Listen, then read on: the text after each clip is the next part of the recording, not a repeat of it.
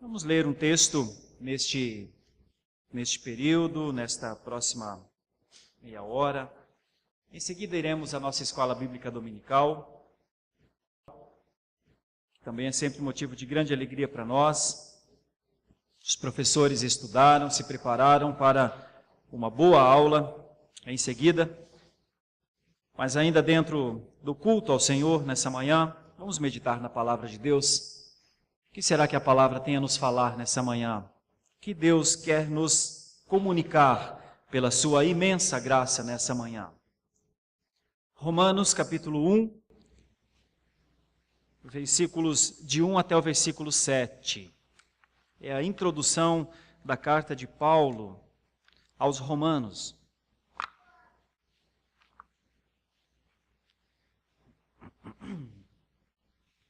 Está escrito assim na palavra de Deus: Paulo, servo de Jesus Cristo, chamado para ser apóstolo, separado para o evangelho de Deus, o qual foi por Deus outrora prometido por intermédio dos seus profetas nas sagradas escrituras, com respeito a seu filho, o qual, segundo a carne, veio da descendência de Davi e foi designado filho de Deus com poder, segundo o Espírito de santidade pela ressurreição dos mortos, a saber, Jesus Cristo, nosso Senhor, por intermédio de quem viemos a receber graça e apostolado por amor do seu nome, para a obediência por fé entre todos os gentios, de cujo número sois também vós, chamados para serdes de Jesus Cristo. A todos os amados de Deus que estais em Roma, chamados para serdes santos, graça a vós outros e paz da parte de Deus, nosso Pai, e do Senhor Jesus Cristo. Meus irmãos, no domingo passado, nós que estamos trabalhando nessa série A Vida de Jesus, falamos sobre a dignidade do testemunho de João Batista.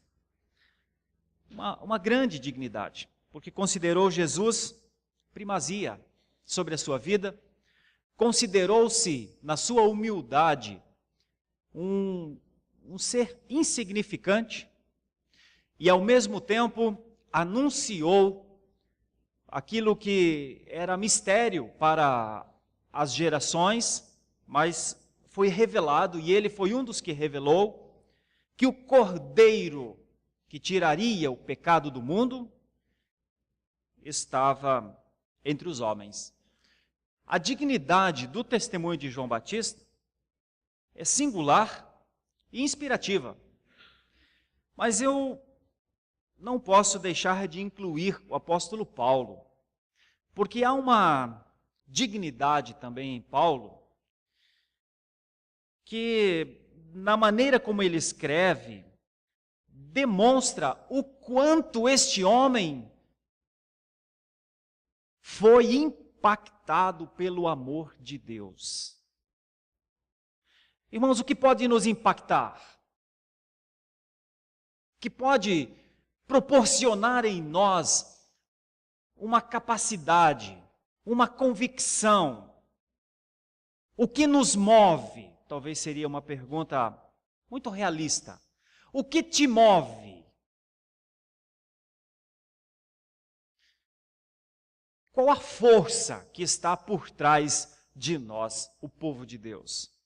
O que nos leva a uma resistência segura, inabalável, firme na fé? Estas coisas, que possivelmente são as coisas que nos movem, foram os fundamentos na vida deste homem, de muitos outros, mas particularmente na vida de Paulo, isto é muito visível. Então, se domingo passado nós falamos sobre a dignidade do testemunho, eu poderia falar nessa manhã sobre o que move um cristão. Qual a força que faz um cristão ser cristão? Quais as convicções que norteiam as nossas decisões? Pense em Paulo rapidamente e você o verá antes da conversão, um homem próspero para o seu tempo, bem estudado, aos pés de Gamaliel, aprendeu, guardou coisas que já o diferenciava. Já era alguém diferenciado.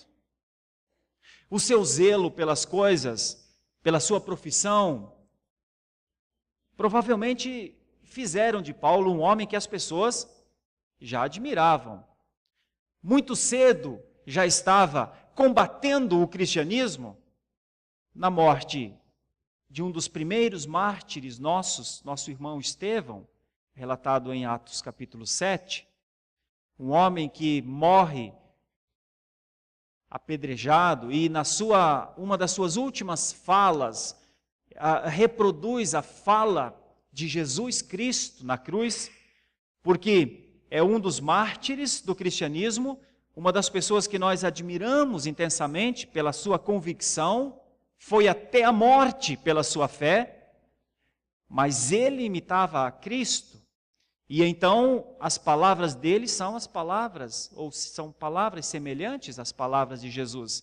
Perdoa a ele, Senhor, perdoa. Em meio à dor da pedra que bate na cabeça, o coração diz perdoa. Que convicção faz um homem agir assim? Pois Paulo é um destes homens. Por isso, nessa passagem, algumas coisas nos ajudam a compreender a força que havia em Paulo. Mas força de um homem que diz, quando estou fraco, então é que estou forte. Quando estou fraco, então tenho força. Para que a sua força não seja uma força pessoal, não seja uma força com fonte pessoal, não seja uma força dissociada da força maior na sua vida. Por isso aqui está este homem falando aos romanos. E vai falar algumas coisas nestes versículos. Eu vou extrair alguns conceitos. O texto é amplo, não tem como exaurir esse texto em 20 minutos, mas algumas coisas esse texto nos ajuda a pensar. E a palavra que norteia o texto, talvez seja a palavra chamado. Ela está no versículo 1. Paulo, servo de Jesus Cristo, chamado para ser apóstolo, separado para o Evangelho de Deus. Separado para o Evangelho de Deus. O que distingue Paulo? O que faz de Paulo agora não mais um soldado romano zeloso? O que faz de Paulo agora a autoridade para falar ao Império Romano? Os irmãos têm acompanhado as pregações do pastor Leandro e no domingo passado ele falou sobre Babilônia. E ele disse, não resta dúvida, Roma era a Babilônia. Roma era o local que as coisas piores do mundo se concentravam. Pois é para este lugar que agora Paulo caminha, não só como pessoa, mas com a voz. Talvez a voz de João Batista. Por isso, Paulo também pode se considerar pequeno. Aliás, o seu nome diz isso. Antes, Saulo, numa relação a Saul, o grande rei, anterior a Davi. Mas quando chamado por Deus, não mais Saulo. Não mais referência. Embora, ok, tenha uma relação com o hebraico na palavra, mas a implicação natural do nome faz sentido aqui. Ele não é grande mais, não precisa ser grande, desde que a sua voz tenha força. E aqui está Paulo, então, pequeno. O que o distingue? O seu chamado e a sua função. Primeira coisa, o versículo 1 nos mostra isso. Chamado para ser apóstolo, com a função de ser separado para o Evangelho de Deus. Os versículos 2 e 3 vão falar o que é isso. Qual é o sentido da separação de Paulo para o Evangelho de Deus? o qual foi por Deus outrora prometido por intermédio dos seus profetas nas sagradas Escrituras, com respeito a seu filho, o qual, segundo a carne, veio da descendência de Davi. E podemos ir até o versículo 5, o qual foi designado Filho de Deus com poder segundo o Espírito de Santidade pela ressurreição dos mortos, a saber, Jesus Cristo nosso Senhor, por intermédio de quem viemos a receber graça e apostolado, por amor do seu nome, para a obediência por fé entre os gentios. Meus irmãos, uma consciência em Paulo era o que ele era. Onde estava a distinção desse homem? O que o fazia diferente do mundo agora? O seu chamado e a sua função. Função de Paulo: anunciar que o prometido, não uma novidade, não uma coisa da sua cabeça, mas que o prometido, o Filho de Deus, que haveria de vir, e conforme alguns textos nos ajudam, você não precisa abrir, eu leio para ti, Filipenses 2,8, a si mesmo se humilhou, tornando-se obediente até a morte, e morte de cruz. Ele veio anunciar que o Filho de Deus morreria na cruz. Ele precisava anunciar. A vida e obra de Jesus o impactaram tanto que ele não pode ficar onde ele se converteu e ali ficar. Ele não poderia dizer: agora fui convertido no caminho de Damasco, agora sou de Jesus Cristo. Se alguém perguntar para mim acerca da minha fé, direi. Mas, na minha boa vontade, esperarei que as pessoas conheçam a mesma fé que hoje tenho. Irmão, você entende que Paulo não fazia isso, e que não podia fazer isso, e que não era digno fazer isso, e que isso não significava fidelidade, e que a fidelidade de Paulo, a gratidão de Paulo, o entendimento dele acerca de Deus, do reino de Deus, dos homens, da existência, da criação, o impulsionava a ser mais uma voz. O texto tem a ver com o para. Para que Paulo foi chamado? Separado para o Evangelho de Deus. Chamado, vocês verão a palavra chamado em outras partes do texto, mas separado para. Então tem um objetivo bem interessante aqui em Paulo e uma implicação muito razoável para nós. Nós, os cristãos, nós não fomos só chamados cristãos. Nós também fomos chamados para sermos cristãos. A nossa função está implícita na palavra. Cristão é uma função. Cristão não é só um status adquirido. Na palavra cristão tem uma função. Dou o exemplo. Eu sou sapateiro. Meu título é ser sapateiro. Tem uma função implícita. Eu cuido de sapatos. Eu sou um médico. Ok. Tem uma função implícita. Eu pratico medicina. Eu sou um juiz de direito. Ok, eu tenho o título, consta lá,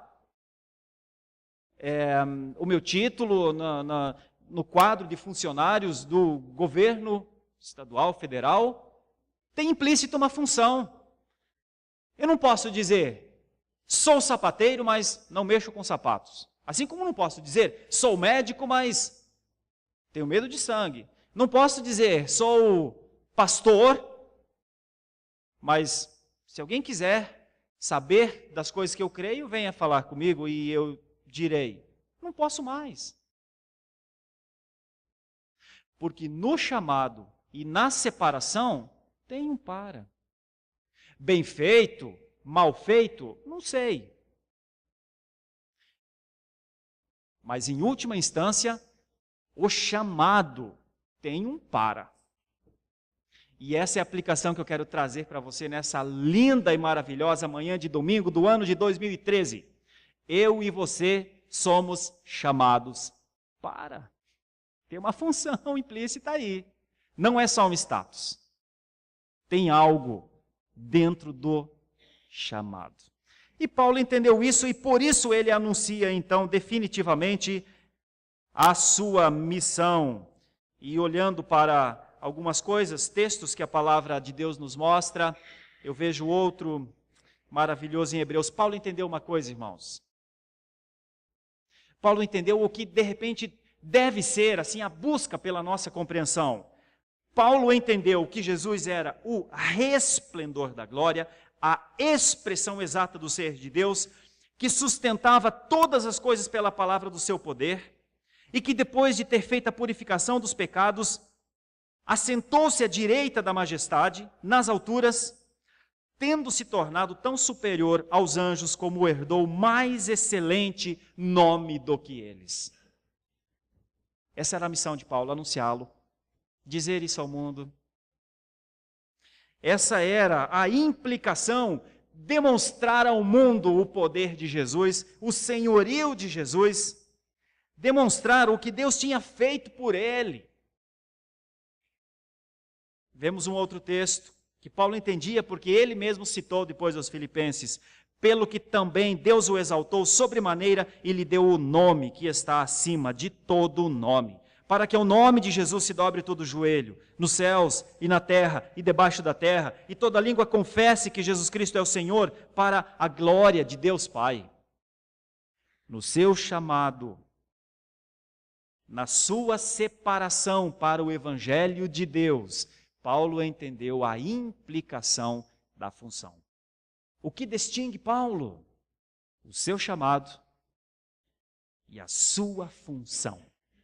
O que nos distingue em relação a esse mundo perverso? O que nos distingue em relação aos sistemas emaranhados que tentam derrubar a todo aquele que não coaduna com os sistemas? O que nos distingue, irmãos? O nosso chamado e a nossa função. O que nos faz diferentes? O que faz as pessoas se preocuparem, às vezes, de nos conhecerem? O quê? O que lhe faz diferente nessa sociedade? O que lhe tira da vala comum? O quê?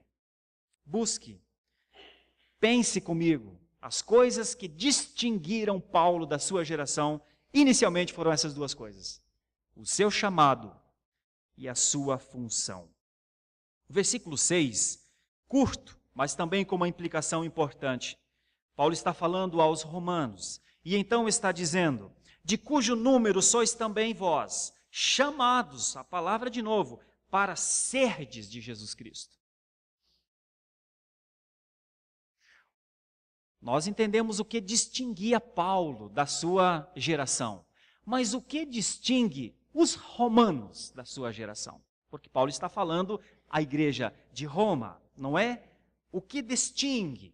E eu vou na mesma linha homilética da primeira expressão. O que distingue os romanos? O seu chamado, que é igual ao de Paulo, o chamado a Paulo, e o chamado à igreja, como o chamado a um pastor, e o chamado à igreja como um todo, é o mesmo. É a vocação eficaz, é aquilo que Deus fez. Ninguém de nós resiste ao chamado de Deus. O kaleo de Deus, que é a expressão grega, é tão forte que ninguém consegue. Não tem como. A vida entra em nós quando estamos ainda mortos nos nossos delitos e pecados, somos vivificados, o nosso ouvido passa a entender o código de Deus, a forma como Deus fala, e não tem como dizer, me deu vida, agora tenho vida, mas resisto ao chamado. Não tem como. Não tem como. Vou usar a expressão ao contrário, porque não é resistência ao chamado. Só não entende o chamado quem não teve vida antes, a quem Deus não infundiu vida. Por isso, todo aquele predestinado, por isso todo aquele predestinado é chamado. Implicação bem anterior ao texto, Paulo era um predestinado. Entendeu o seu chamado no caminho de Damasco. E agora chama outros. Mais à frente, em Romanos 8,30, ele vai desenvolver como é a ideia do chamado, justificado, glorificado. Mas aqui, ele é só parte do processo aos romanos. Ele precisa dizer, eu, que já fui chamado, e vocês, que estão sendo chamados agora, algo tem que nos distinguir. A mim, o que me distingue, Paulo falando, é a minha função. Eu tenho função, eu tenho que fazer isso. Eu estou para o evangelho separado. Mas qual é a distinção da igreja de Roma em relação à Babilônia do seu tempo? E então, o que distingue a igreja de Roma é o seu chamado e a sua condição, a sua nova condição. Qual era a condição da igreja de Roma? Ser de Jesus. Isso tem diferença, meu irmão, entre ser ou não ser de Jesus?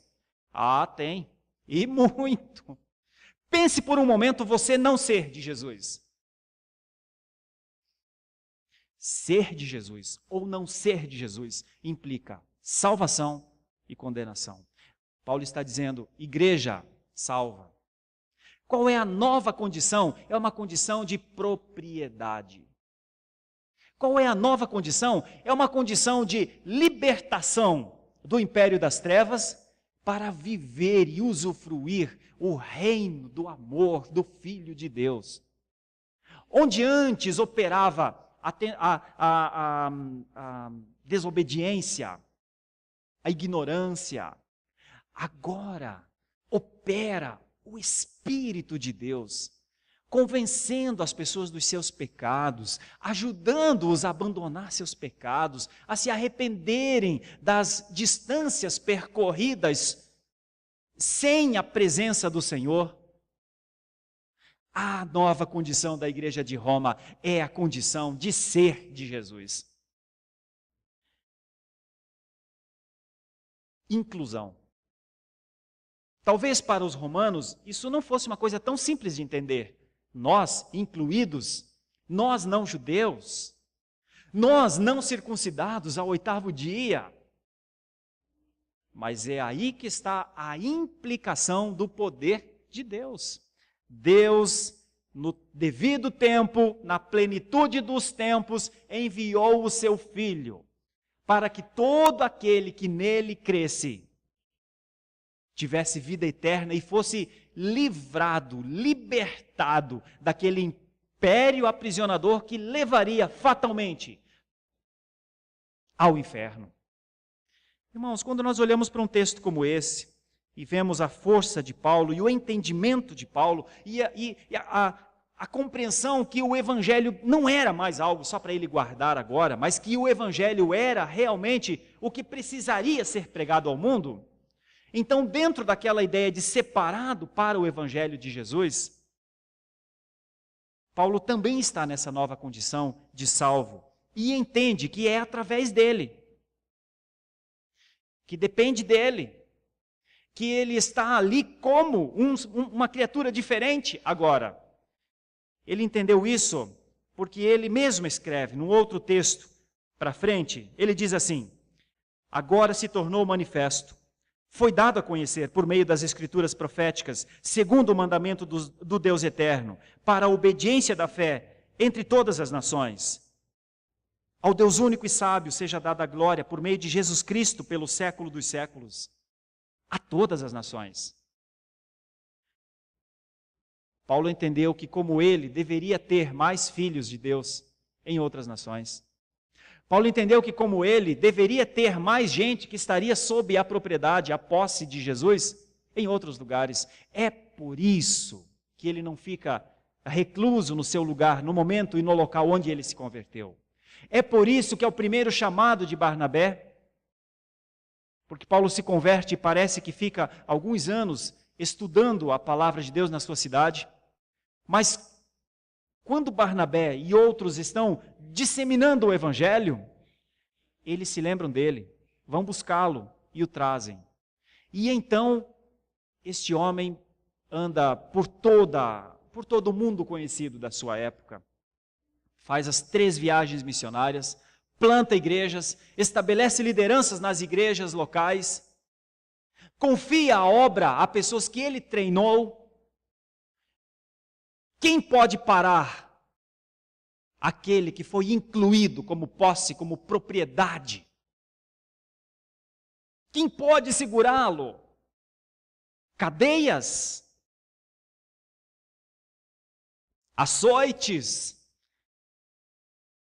Xingamentos? Condenações? Quem pode? Quem pode segurar alguém que é de Jesus? Implicação para os nossos dias e aplicação. Irmãos, somos livres. Estamos vivendo a liberdade de sermos de Jesus, porque nós também fomos separados para o Evangelho, irmãos. E nós também estamos dentro dessa nova condição. Somos de Jesus ao ponto de o mundo não nos parar. E uma terceira ideia está no versículo 7. A todos os amados de Deus que estáis em Roma, chamados para ser de santos, graça a vós outros e paz da parte de Deus nosso Pai e do Senhor Jesus Cristo.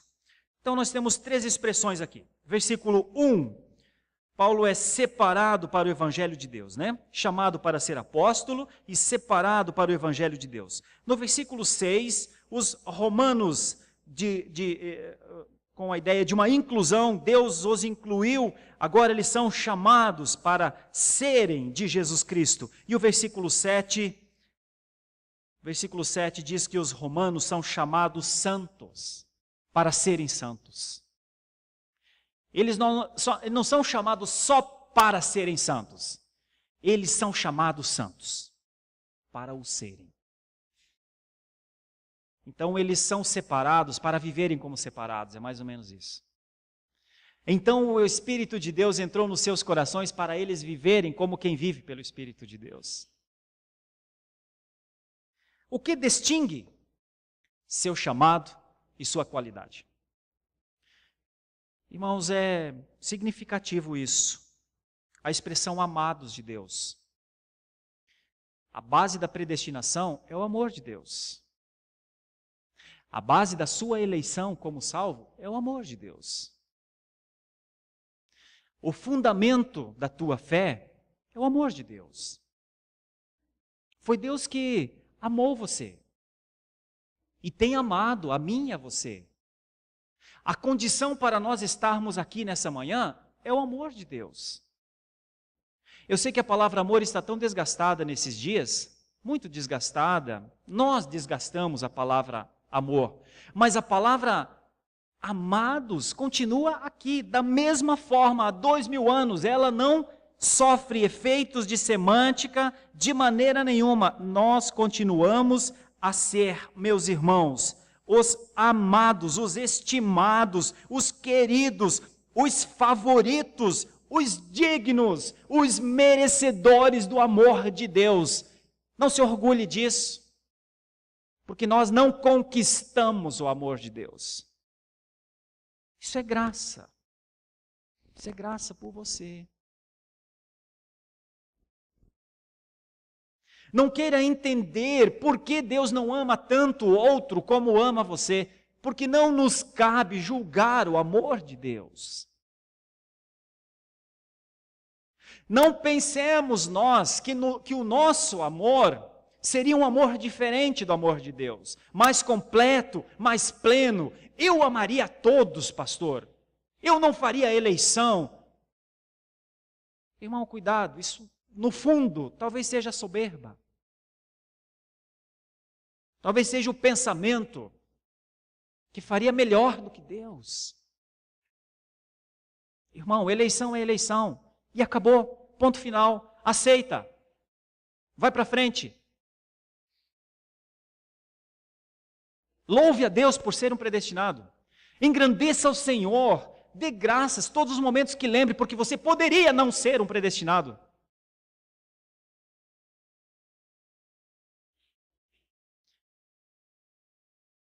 Mas os salvos simplesmente são. São chamados cristãos para serem cristãos.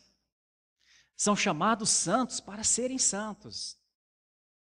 Louvar ao Senhor porque é um amado de Deus. Agradecer ao Senhor porque Ele está salvando minha casa, nossas famílias. É isso. Certa vez uma pessoa disse uma frase curta, mas me chamou a atenção. Ele disse assim: tem muita gente preocupada com o que não entende na Bíblia. Eu estou preocupado com as coisas que eu entendo na Bíblia. As coisas que você não entende ainda na Bíblia não deveriam ser motivos de grande preocupação. Espera o tempo certo e compreenderá. Agora, preocupemo-nos com as coisas que nós entendemos, já entendemos. E este é um texto muito interessante, porque Paulo está falando a uma igreja e a chamando de santa, de separada, e diz que ela foi separada para ser isso. Amada de Deus tem duas implicações, uma dádiva e uma exigência. A dádiva é que ela foi chamada santa, e a exigência é que agora ela tem que ser, agora seja.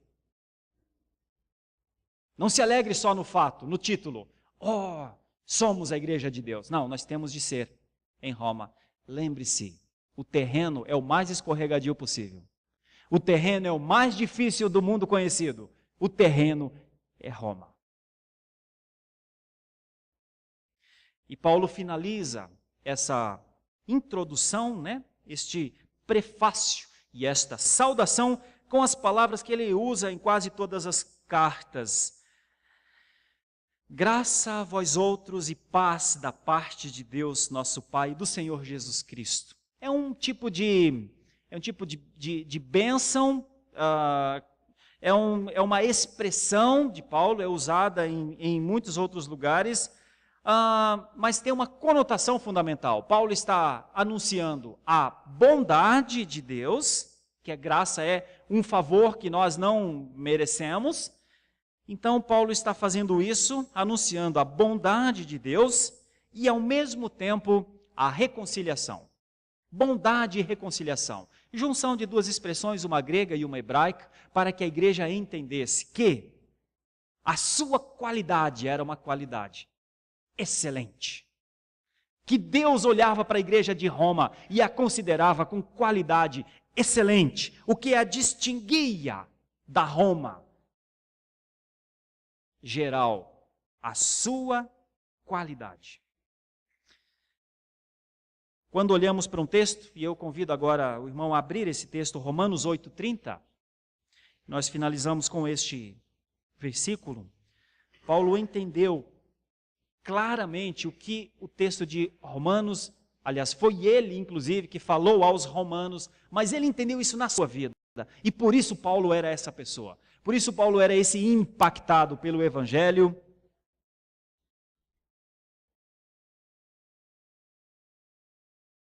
Está escrito assim: aos que predestinou, a esses também chamou. E aos que chamou, a esses também justificou. E aos que justificou, a esses também glorificou. E as expressões estão todas no passado, mesmo que você entenda que não esteja glorificado ainda. Mas no entendimento de Paulo, tudo isso já aconteceu como predestinado. Irmãos, há coisas em Paulo que podem nos ajudar na nossa caminhada cristã. Minha função como pastor, como como ministro do Evangelho, é ajudar a igreja por onde pastoreio, ajudar, servir, apoiar, contribuir de alguma forma para uma vida que se distingue do mundo atual.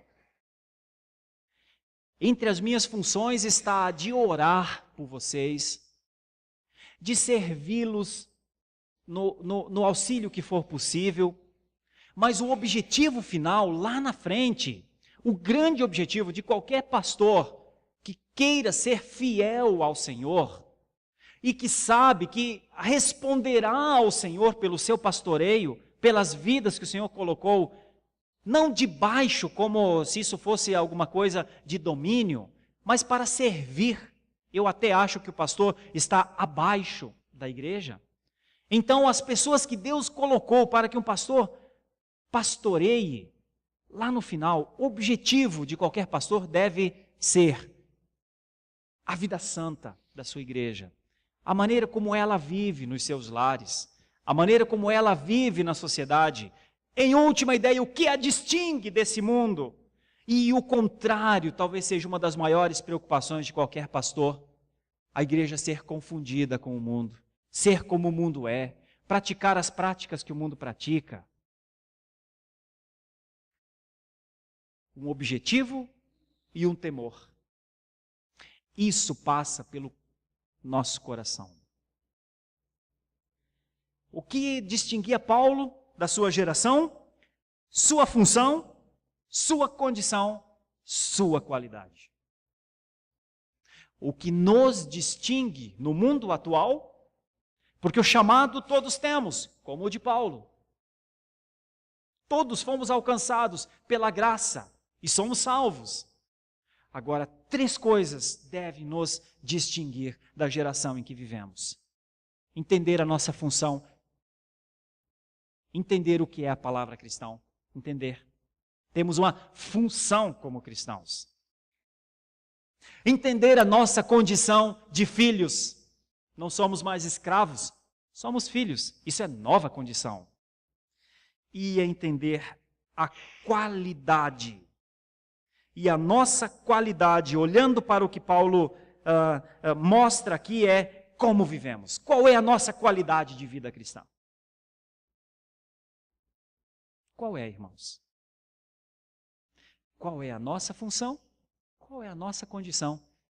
E qual é a nossa qualidade de vida cristã? Vamos refletir um pouquinho sobre isso? Quer orar sobre isso? Quer pedir que Deus lhe ajude? Quer compartilhar isso com alguém? Conversar com alguém? Algum amigo que você confia e que pode lhe ajudar? Alguém que você sabe que lhe ama e se importa com a sua vida? Hoje é domingo, dia do Senhor, dia para pensar nas coisas do Senhor. A sua vida é do Senhor. Então, tudo o que nós fizermos nesse dia, talvez seja algo que Deus esteja querendo trabalhar na nossa vida. Feche os seus olhos, porque você é um convidado do Senhor. E aqui estão as honras dos convidados do Senhor. Função, condição e qualidade. Senhor, a Tua palavra tem norteado a nossa vida, Senhor. Pequenos textos, grandes textos, pequenas cartas, grandes cartas, livros inteiros, estudos do Novo Testamento, estudos do Antigo Testamento, tempo, igreja aberta. Senhor, o Senhor tem nos dado todas as condições para sermos distintos desta geração. O Senhor tem nos dado tudo o que precisamos para vivermos o cristianismo para os outros. O Senhor tem nos dado todas as condições para entendermos que somos definitivamente do Senhor Jesus Cristo, e o Senhor também tem nos ajudado na orientação sobre qualidade de vida espiritual. Te agradeço por isso, Senhor. Quero entender o Teu amor nisso. Quero entender que o Senhor nos ama mesmo assim, como o nosso irmão Ismael falou antes. O Senhor nos ama, tem nos amado, sentimos-nos amados de Deus, como o texto diz. Eu quero Te agradecer por isso, Senhor, em nome da igreja, com a igreja, porque, Senhor, quem nos amaria desse jeito? Quem nos perdoaria como o Senhor perdoou? Quem enviaria o Seu Filho por nós? Quem mudaria o nosso status dessa maneira? Quem faria isso por nós? Mas o Senhor fez. Nossa gratidão, Senhor, nosso louvor, nossa honra, nossa dedicação, nossa fidelidade, Senhor, diante de Ti. coram Deo diante da face do Senhor. Eis-nos aqui. Continua a santificar-nos na Tua palavra. Ajuda-nos, Senhor, a sermos cada vez mais diferentes nas nossas gerações, para o Senhor, porque quanto mais diferentes do mundo, mais imitamos a Paulo, porque Paulo imitava ao Senhor. Te louvamos e te engrandecemos nessa manhã. Em nome de Jesus, amém.